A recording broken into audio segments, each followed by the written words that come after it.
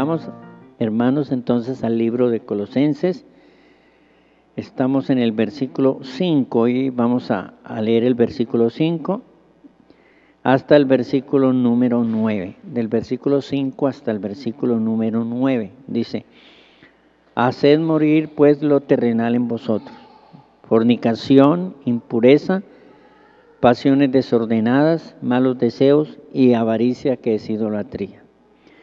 Cosas por las cuales la ira de Dios viene sobre los hijos de desobediencia, en las cuales vosotros también anduvisteis en otro tiempo, andando cuando vivíais en ellas.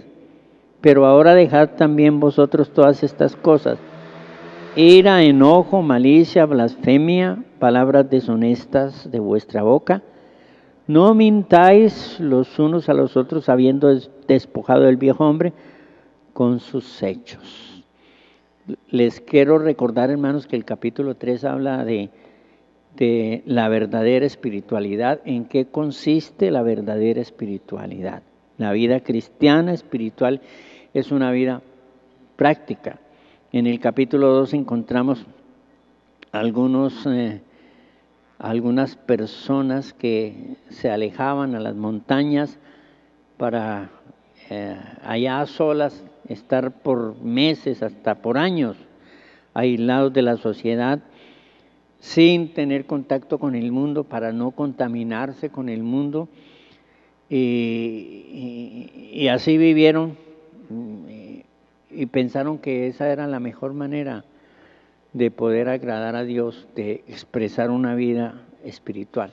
La espiritualidad no consistía en ese ascetismo, ni consistía en ese misticismo, ni el cumplimiento de algunos ritos de la ley. La vida espiritual cristiana es una vida de obras, de práctica, hermanos amados. Es una vida de santidad personal, y de eso trata el pasaje. El pasaje nos va a hablar acerca de la santidad personal. Por ejemplo, en la primera carta del apóstol Pedro, en el capítulo 1, el versículo número 16 y 17, el 15 dice: sino que como aquel que os llamó es santo, sed también vosotros santos en toda vuestra manera de vivir, porque escrito está: sed santos porque yo soy santo. Y si invocáis por Padre aquel que sin acepción de personas juzga según la obra de cada uno, conducíos en el temor todo el tiempo de vuestra peregrinación. El consejo del apóstol Pablo es que seamos santos en toda manera de vivir, toda nuestra forma de vivir, en todo lo que hacemos, que seamos santos, porque Dios es santo. Y si Dios es santo, espera que quienes se acerquen a Él también sean santos. Santos no significa necesariamente que no fallamos o que no pecamos. Santos significa que nos hemos alejado y separado de prácticas mundanas, de pecados mundanos, porque de eso trata el pasaje. El problema realmente del hombre, hermanos amados, es el pecado. En Isaías, en el capítulo 59 del libro de Isaías, el pueblo de Israel que ora, que le pide a Dios, y Dios no les contesta, Dios no responde. Entonces el pueblo se hace preguntas y dice: pero ¿cómo es que oramos y Dios no nos contesta? ¿Acaso Dios está limitado en algunas cosas para no manifestar su poder? Y el versículo 1 del capítulo 59 dice: he aquí, no se ha cortado, les contesta Dios, no se ha cortado la mano de Jehová para salvar. Ellos dicen: pero ¿cómo es que clamamos si tú no nos has salvado, Señor? Y sin duda estaban hablando de la opresión de los enemigos de Israel. ¿Cuál es el problema, Señor? ¿Por qué nosotros clamamos y tú no nos respondes?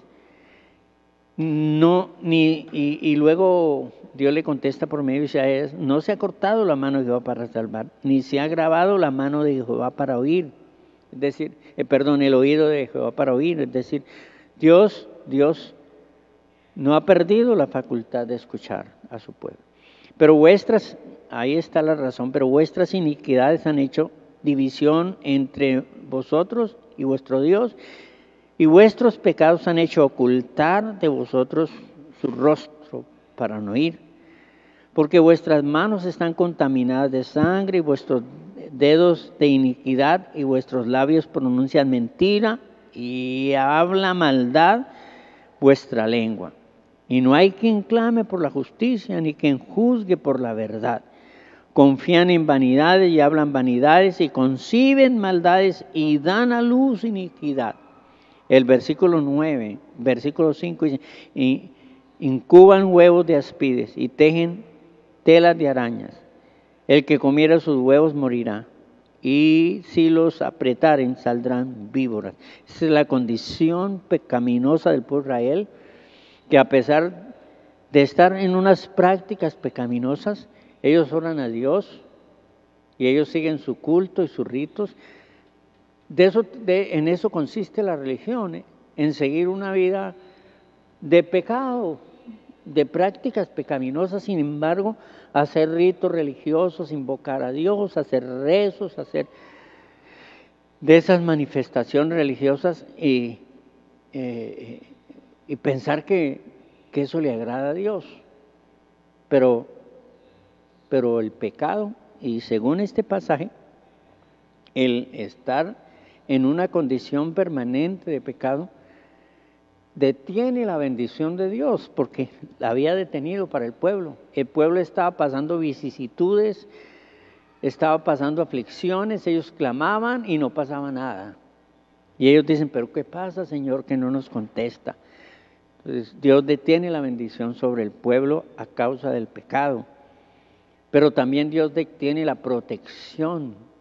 Dios suelta a las personas a la disciplina y a veces a las obras del maligno, para que esas personas sean disciplinadas y entiendan que tienen que volver al Señor. Fíjese que mientras el hijo pródigo estaba por allá perdido, lejos de su padre, en sus prácticas pecaminosas, él perdió toda bendición y estaba viviendo en un estado de necesidad, cuando en su casa tenía abundancia de pan y de otras comodidades, pero la bendición se había cortado.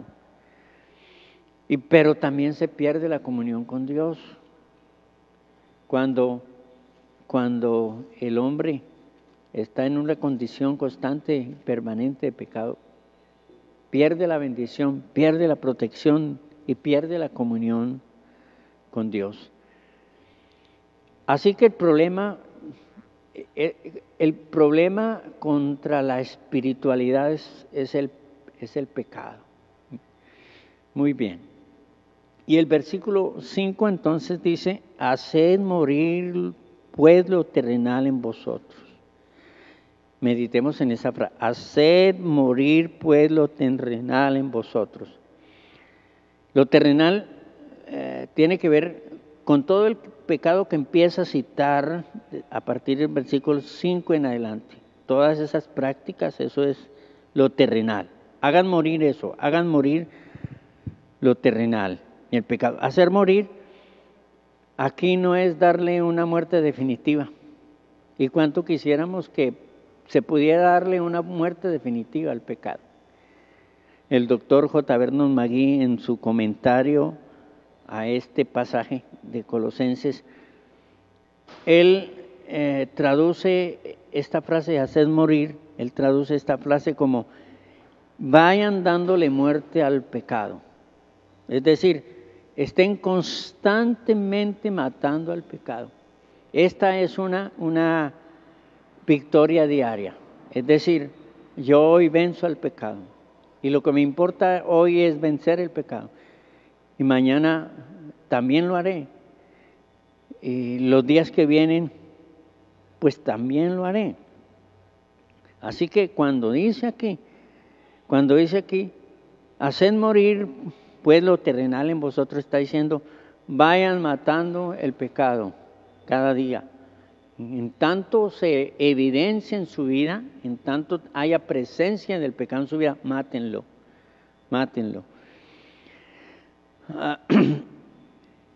Y realmente matar el pecado, según las Escrituras, significa no dejarse dominar por las pasiones de la carne o por los deseos de la carne.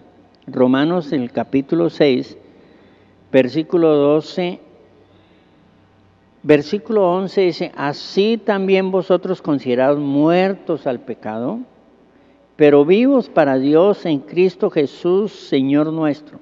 Y luego dice, no reine pues el pecado en vuestro cuerpo mortal, de modo que lo obedezcáis en vuestras concupiscencias.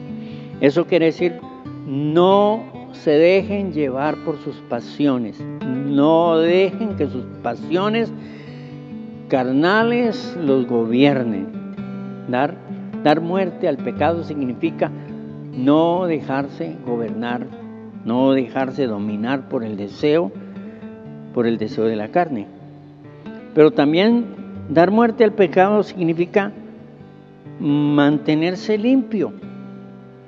Versículo 13 dice, de Romanos dice, ni tampoco presentéis vuestros miembros al pecado como instrumentos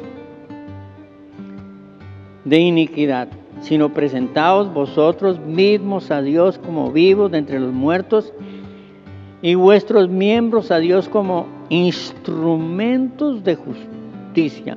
Es decir, cuando nosotros venimos a Cristo, recibimos a Cristo, Él nos perdona y Él nos limpia.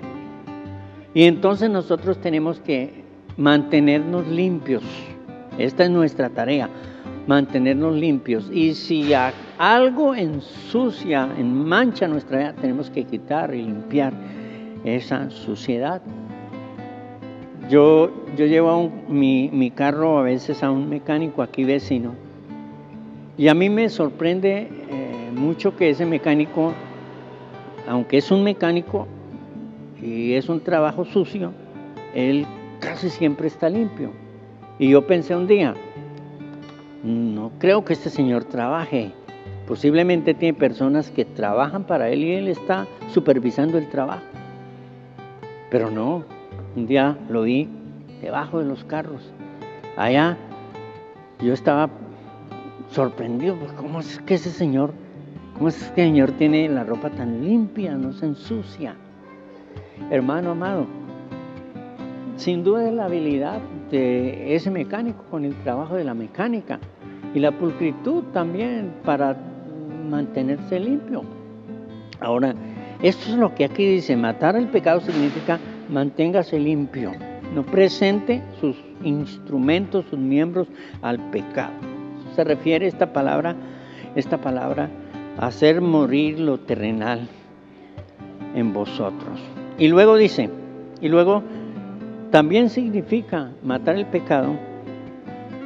Quiero que entendamos qué significa matar el pecado. Matar el pecado significa no se deje gobernar por sus pasiones.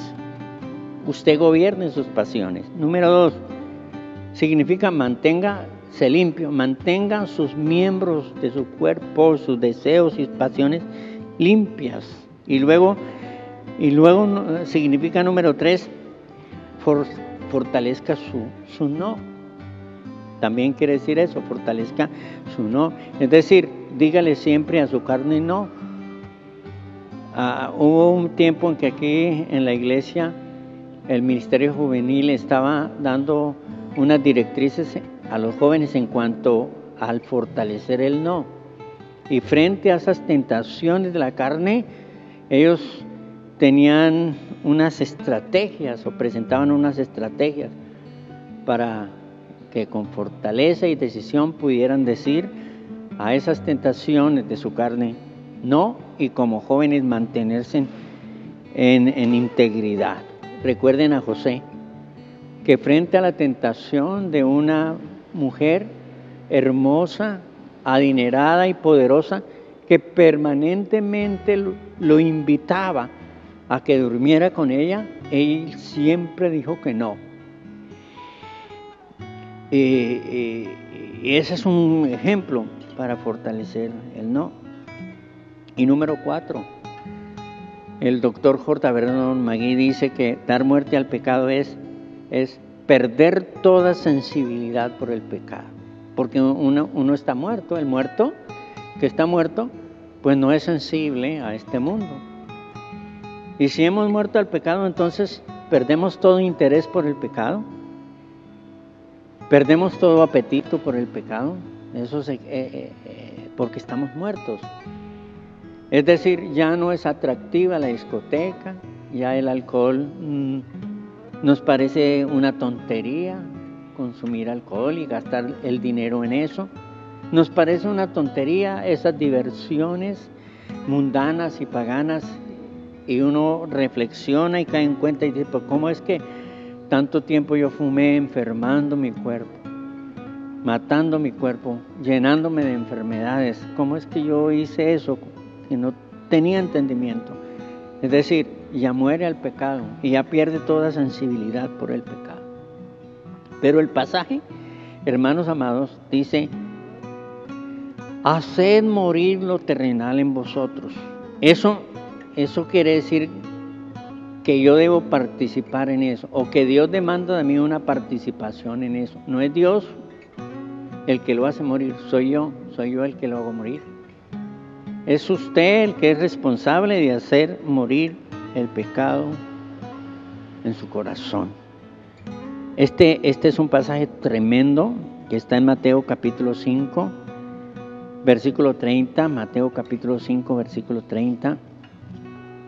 Este es un pasaje, dice así.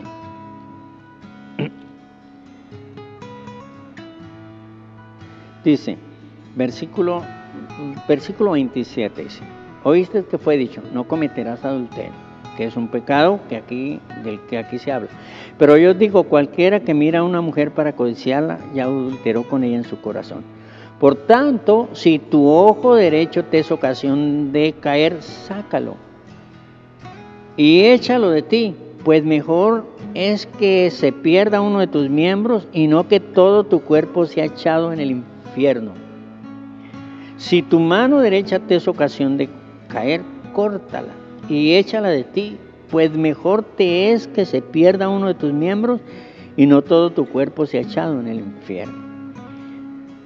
Aquí el pasaje habla de tomar una decisión drástica y dice, si tu ojo te es ocasión de caer, de pecar, sácalo. ¿Y quién lo saca? ¿Dios o el pecador? Y si tu mano te es ocasión de caer, córtala, de pecar, córtala. ¿Y quién la corta? Pues el pecador la corta, ¿cierto? Aquí cortarla no significa literalmente quitarla, sino sencillamente significa darle muerte al pecado, ¿no? Y tengo que hacerlo yo. Y esta es una decisión. Aquí en este pasaje me habla de una decisión que es dolorosa y que una decisión que puede producir una pérdida. Pues si una persona se corta una mano, pues esta es una cosa dolorosa y es una pérdida incalculable. Y el Señor está diciendo, posiblemente hay pecados que usted tiene que dejar, que le sean difíciles dejar y que le produzcan dolor y hasta le produzcan una pérdida. Porque si una persona tiene una ganancia deshonesta, ilícita, y tiene que dejar esa práctica, de esa ganancia deshonesta, pues le va a producir una aparente pérdida. Y luego dice, luego enumera el pecado, en qué consiste, qué tipo de pecado. Dice, versículo número 1, haced morir pues lo terrenal en vosotros. Primero, fornicación. Fornicación tiene que ver con toda relación sexual fuera del matrimonio. Todo contacto sexual fuera del matrimonio. Y no solamente la relación en sí, sino con esas manifestaciones amorosas y afectivas que no son con su pareja. Eso tiene que ver con, la palabra es porneia. Y luego dice, número 2 dice impureza. Haced morir pues la fornicación. Impureza, la palabra impureza es akatarsin, que significa perversidad, hermanos. Y básicamente hace relación a las relaciones homosexuales. Por ejemplo, en Romanos capítulo 1, versículo 24, versículo 23 dice, y cambiaron la gloria de Dios incorruptible en semejante imagen de hombre corruptible, de aves, de cuadrúpedos y de reptiles. Por lo cual Dios los entregó a la inmundicia de sus concupiscencias, de las concupiscencias de sus corazones, de modo que deshonraron entre sí sus propios cuerpos, ya que cambiaron la verdad de Dios por la mentira, honrando y dando culto a las criaturas antes que al Creador, el cual es bendito por los siglos de los siglos. Amén. Por esto, Dios los entregó a pasiones vergonzosas, pues aún sus mujeres cambiaron el uso natural que es contra la naturaleza.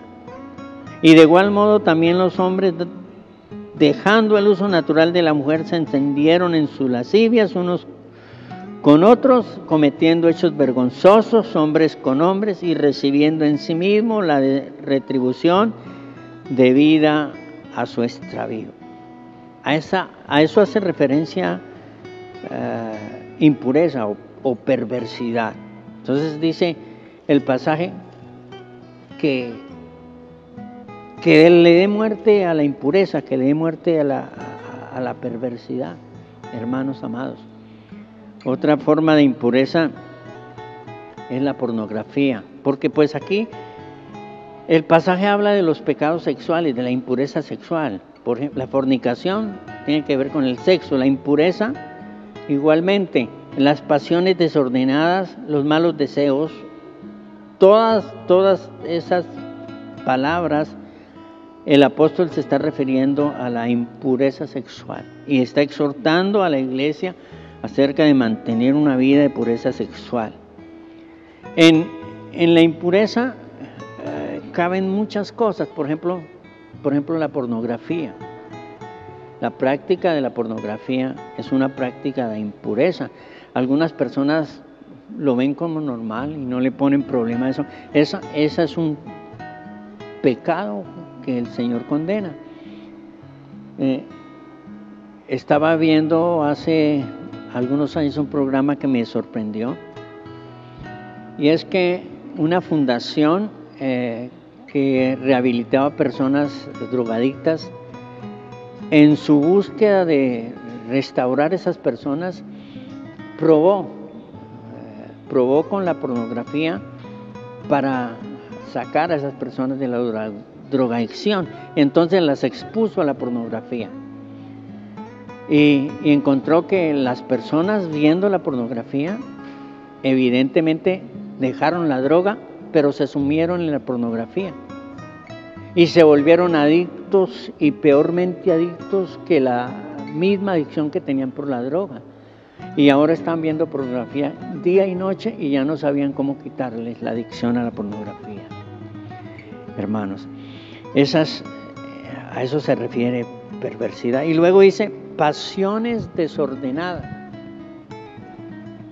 Pasiones desordenadas, dice. Aquí, fíjese que no dice que las pasiones sean malas, no. Dice que son malas las pasiones desordenadas. Eso quiere decir que hay unas pasiones buenas, legítimas y correctas. Que por ejemplo la pasión expresada en el matrimonio es una pasión legítima y correcta. La pasión fuera del matrimonio es una pasión desordenada. Por ejemplo, miremos en Primera Tesalonicenses, en el capítulo 4 de Primera Tesalonicenses, un pasaje que habla del tema. Primera Tesalonicenses 4, versículo 3 en adelante. Dice: pues la voluntad de Dios es vuestra santificación. Dios no quiere que practiquemos estos pecados. Dios no quiere que andemos en esta impureza pecaminosa sexual. Entonces Dios dice que la voluntad de Dios es que nos santifiquemos, que nos apartemos, que os apartéis de fornicación. Ahí está, que os apartéis de fornicación. Y luego dice que cada uno de vosotros sepa tener su propia esposa en santidad y honor.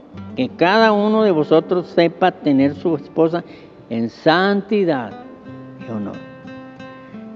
Eso quiere decir que pueden haber unas pasiones incorrectas, indebidas, dentro del matrimonio. Y luego dice, no en pasión de concupiscencia. El esposo no debe tener su esposa en pasión de concupiscencia, como los gentiles que no conocen a Dios, en unas prácticas pecaminosas. Que ninguno agrave ni engañe en nada a su hermano, porque el Señor es vengador de todo esto, como ya hemos dicho y testificado. La persona que comete fornicación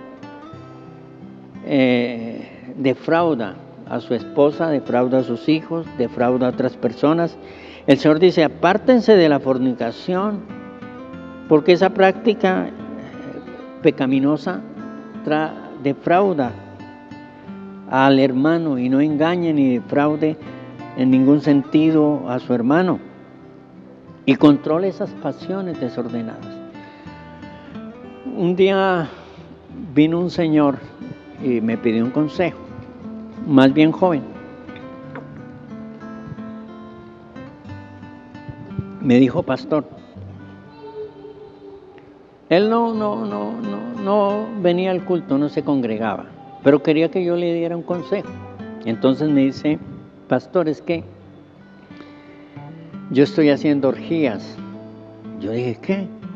Sí, yo estoy haciendo orgías. Yo le dije: ¿qué entiende usted por orgías? Él dijo: sí, yo sé que es una orgía, pastor.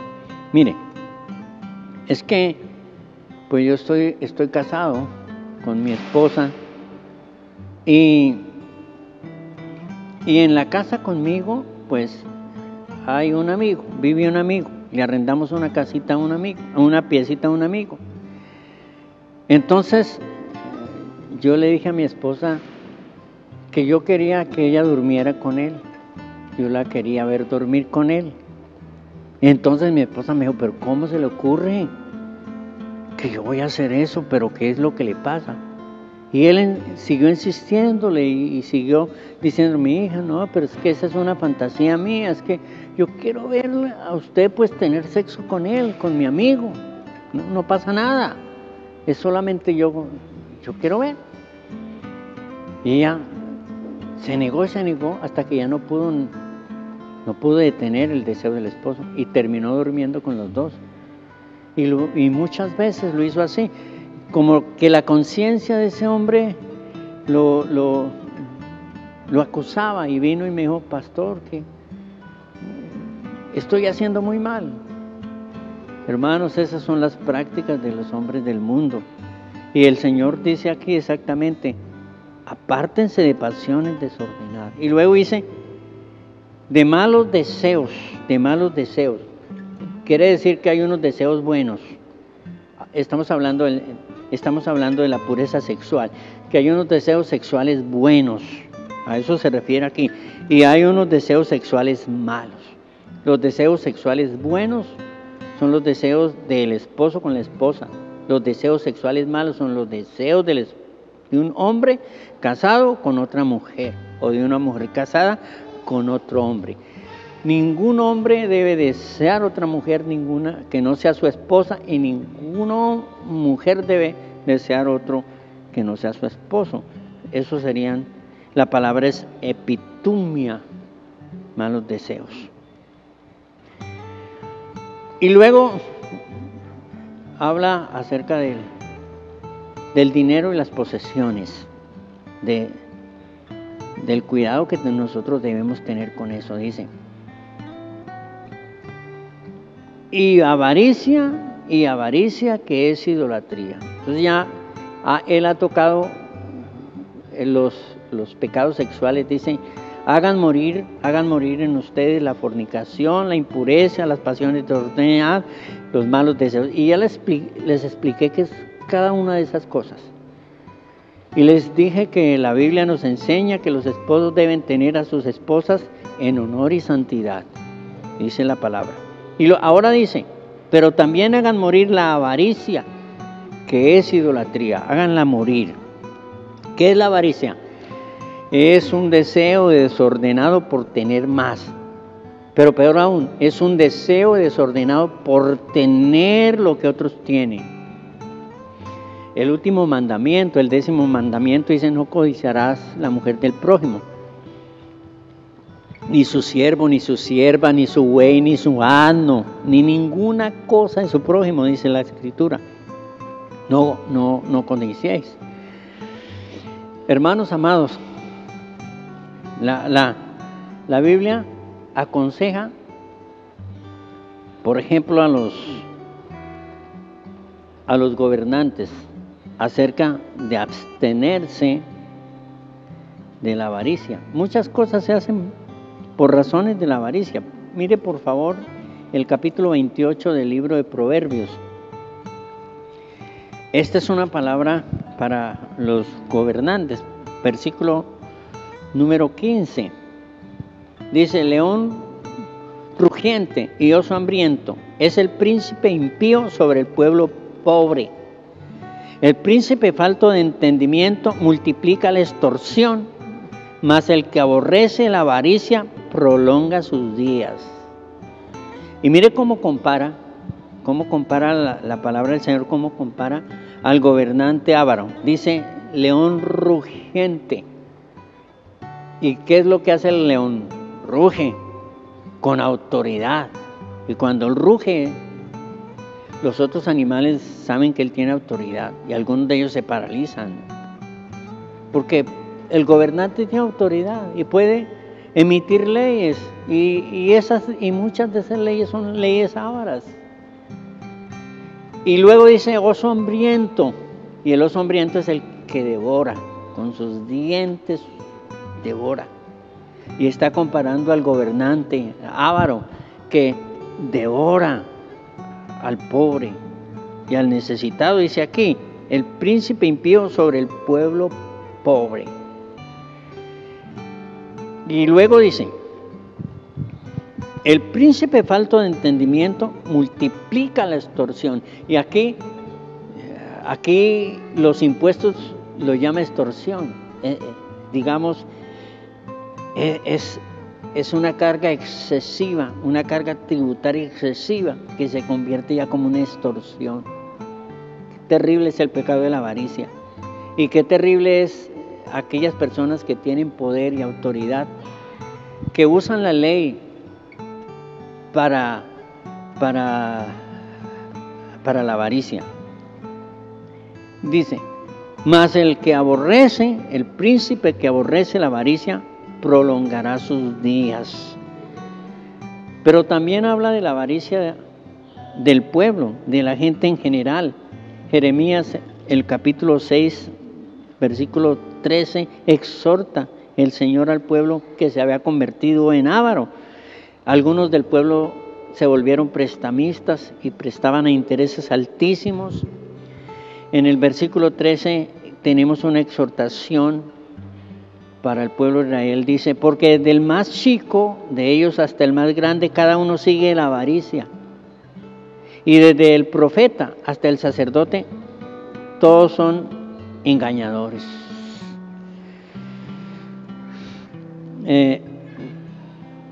Una señora que empezó a venir aquí a la iglesia vivía de prestar dinero. Entonces yo un día fui a visitarla y le pregunté, hermana, repito que estaba empezando a venir, estaba empezando a aprender pues la doctrina del Evangelio. Y le dije, hermana, ¿a cómo presta usted? Ella me dijo, al 10%. Yo le dije, al 10%. Eso es usura. Y le mostré algunos pasajes de la Biblia. Y son hartos los pasajes de la Biblia que habla acerca de la avaricia y de la usura.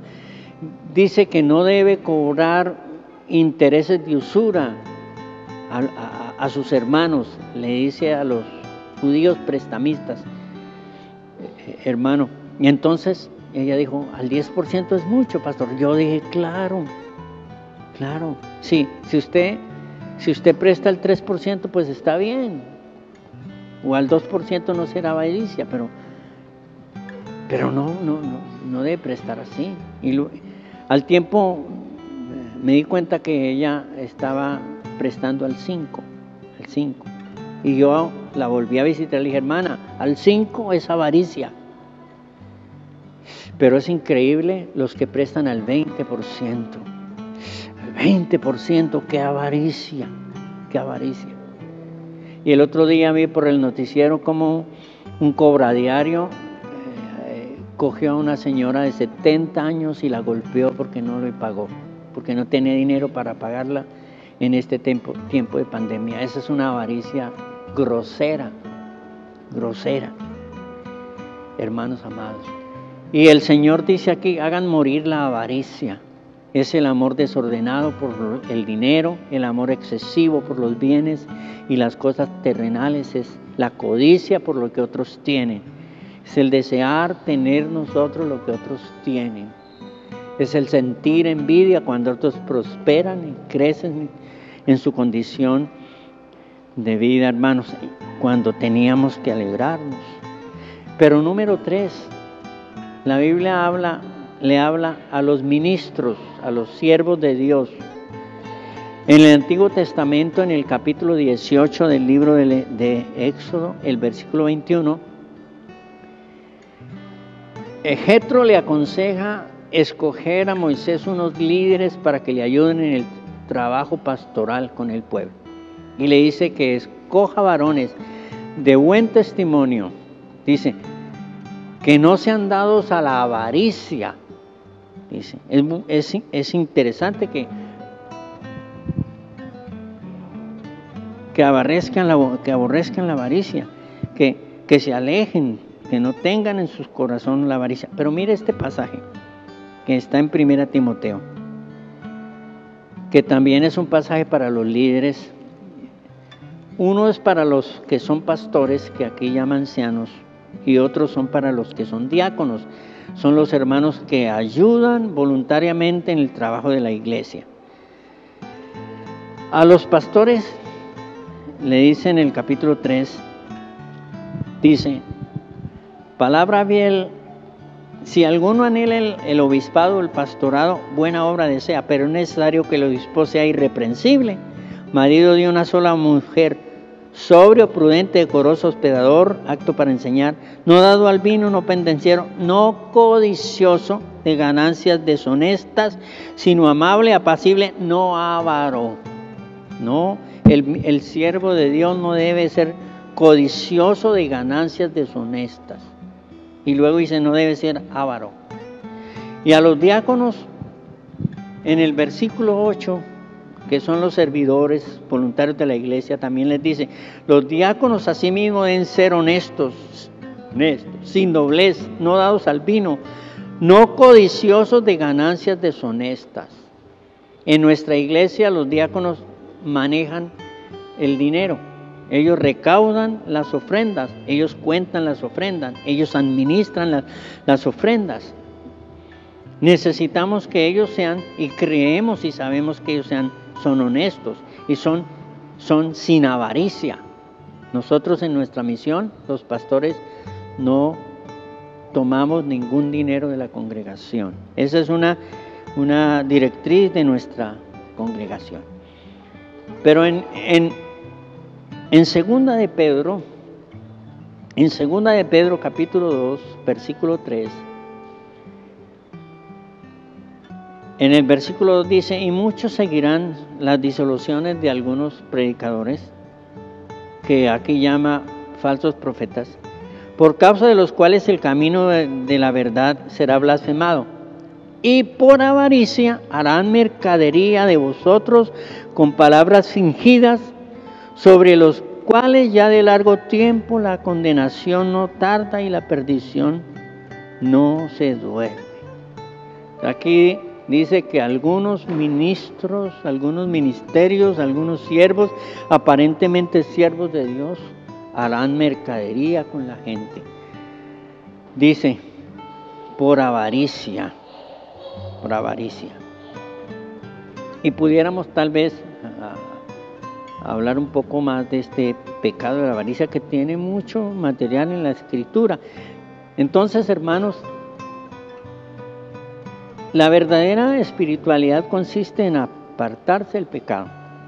Vamos en dos clases de pecado. Uno, de los pecados de impureza sexual. Dice, maten esos pecados. Y luego dice, maten, denle muerte a la avaricia. Luego dice, versículo 7, y hoy no alcanzamos a terminar, versículo 7, versículo 6 dice, cosas por las cuales la ira de Dios viene sobre los hijos de desobediencia. Fíjese que la ira de Dios viene, es decir, el juicio de Dios viene, ¿por qué? Por la práctica de este pecado, por las prácticas de estos pecados. Viene la ira de Dios. En Efesios, que está más atrásito, el capítulo 5, del versículo 1 al 6, leamos esto. Dice, andad en amor como también Cristo nos amó y se entregó a sí mismo por nosotros, ofrenda y sacrificio a Dios en olor fragante. Ahora dice, pero fornicación, ahí está el mismo pecado que menciona Colosenses, inmundicia y toda inmundicia, el mismo que menciona Colosenses, y avaricia, el mismo que menciona Colosenses, y aún se nombre entre vosotros como conviene a santos. Esas cosas no deben estar en la iglesia del Señor, ni deben ser practicadas por los cristianos. Dice, ni palabras deshonestas, ni necedades, ni truanerías que no convienen, sino antes bien acciones de gracias. Porque sabéis esto, que ningún fornicario, o inmundo, o avaro, que es idólatra, tiene herencia en el reino de Cristo y de Dios. Dice, nadie os engañe con palabras vanas, porque por estas cosas viene la ira de Dios sobre los hijos de desobediencia. Fíjese que en Colosenses dice que la ira de Dios viene sobre los hijos de desobediencia. ¿Quiénes son los hijos de desobediencia? Los que no reciben el mensaje del Evangelio, lo rechazan. Es decir, los que no obedecen el mensaje del Evangelio, aquí los llama los hijos de desobediencia. Los hijos de desobediencia tienen estas prácticas, pero no les son toleradas al pueblo de Dios, ni Dios permite que sus hijos tengan esas prácticas pecaminosas. Hermanos, el miércoles que viene seguimos con el versículo número 7 en adelante. Hoy solo tocamos 2 versículos. Aquí hay mucha enseñanza en este capítulo 3. Hay mucha edificación y nos puede ser de mucha bendición. Te damos gracias, Señor, por tu santa palabra. Y danos la gracia y sabiduría de poderla estudiar, de saber